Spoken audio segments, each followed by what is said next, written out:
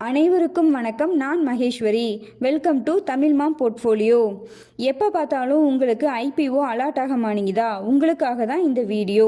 ஃபஸ்ட்டெல்லாம் பார்த்தீங்கன்னா ரீட்டெயில் கேட்டகரியில் ஈஸியாக ஐபிஓ அலாட் ஆகிடும்.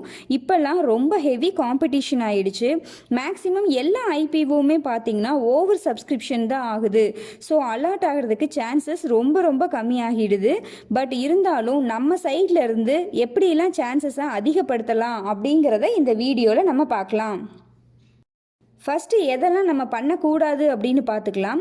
ஒருத்தர் மல்டிபிள் அப்ளிகேஷன்ஸ் அப்ளை பண்ணக்கூடாதுங்க. இது ரூல்ஸு. அப்படி அப்ளை பண்ணணும் அப்படின்னா கண்டிப்பாக நம்மளோட அப்ளிகேஷன் ரிஜெக்ட் ஆகிடும். Same name, same PAN number, same demat account கண்டிப்பாக இருக்கக்கூடாது. இதில் ஏதாவது ஒன்று சேமாக இருந்தால் கூட நம்மளோட அப்ளிகேஷனை ரிஜெக்ட் பண்ணிடுவாங்க. மல்டிபிள் டிமேட் அக்கௌண்ட்டும் யூஸ் பண்ணக்கூடாது. இப்போ நம்ம பேர்லேயே பார்த்திங்கன்னா ஜீரோதாவில், ஏஞ்சல் புரோக்கிங்கில், இது மாதிரி நிறைய புரோக்கர் ஆஃபீஸில் டிமேட் அக்கௌண்ட் வச்சுருப்போம். ஸோ நீங்கள் மல்டிபிள் டிமேட் அக்கௌண்ட்டை யூஸ் பண்ணினாலும் நம்மளோட அப்ளிகேஷன்ஸ் ரிஜெக்ட் ஆகிரும். ஸோ நம்ம ஒரு பேன் நம்பர் யூஸ் பண்ணி ஒரே ஒரு அப்ளிகேஷன் தான் போடணும்.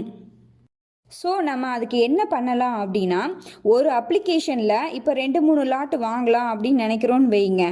இப்போ நம்ம 2-3 லாட்டை ஒரே அப்ளிகேஷனில் அப்ளை பண்ணாமல் 3 லாட்டையும் வேறு வேறு அக்கௌண்ட்டில் அப்ளை பண்ணலாம்.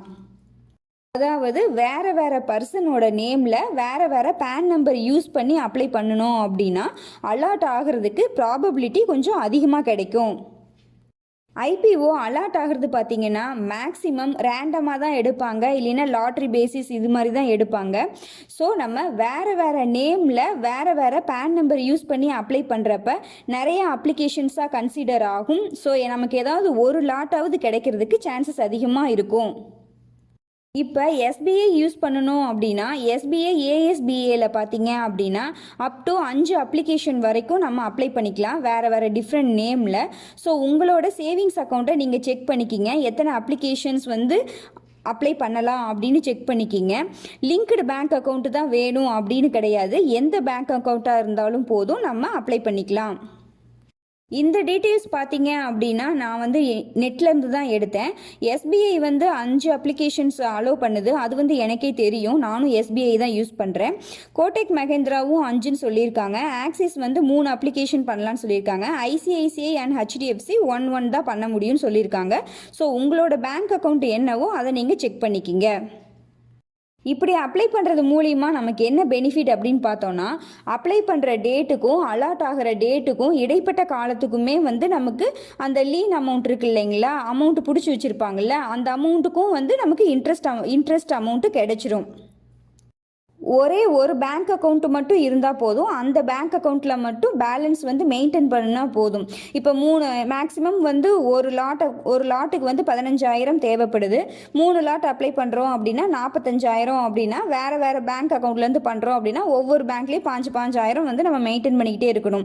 இப்போ ஒரே பேங்க் அக்கௌண்ட்டாக இருந்தால் அந்த பேங்க் அக்கௌண்ட்டில் மட்டும் 45,000 இருந்தால் போதும். நம்ம டிஃப்ரெண்ட் நேம்ஸில் அப்ளை பண்ணிடலாம். ப்ராசஸ் ரொம்ப ரொம்ப ஈஸி ப்ராசஸ் தான் இது. நமக்கு ட்ரான்ஸ்ஃபர் பண்ணுற வேலையும் மிச்சம். வேறு வேறு அக்கௌண்ட்டுக்கு அமௌண்ட் ட்ரான்ஸ்ஃபர் பண்ணுற வேலையும் ரொம்ப ரொம்ப மிச்சம். எஸ்பிஐ ஏஎஸ்பிஏல ரிஜிஸ்டர் பண்ணுறதுக்கு என்னென்ன டேட்டா வேணும் அப்படின்னா, நம்ம டிபி ஐடி இருக்கணும், கிளையண்ட் ஐடி வேணும், பேன் நம்பர் இருக்கணும். இது 3 இருந்தால் போதும்.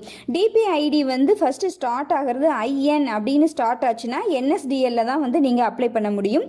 ஜீரோதாவில் அக்கௌண்ட் வச்சுருந்தீங்க அப்படின்னா ஜீரோதா சிடிஎஸ்எல் தான். ஸோ இதில் ஐஎன் அப்படின்னு சொல்லிட்டு டிபி ஐடி ஸ்டார்ட் ஆகாது. ஸோ நீங்கள் ரிஜிஸ்டர் பண்ணுறப்ப பார்த்தீங்கன்னா சிடிஎஸ்எல் அப்படின்னு சொல்லிட்டு நீங்கள் ஐபிஓ அப்ளை பண்ணிக்கலாம்.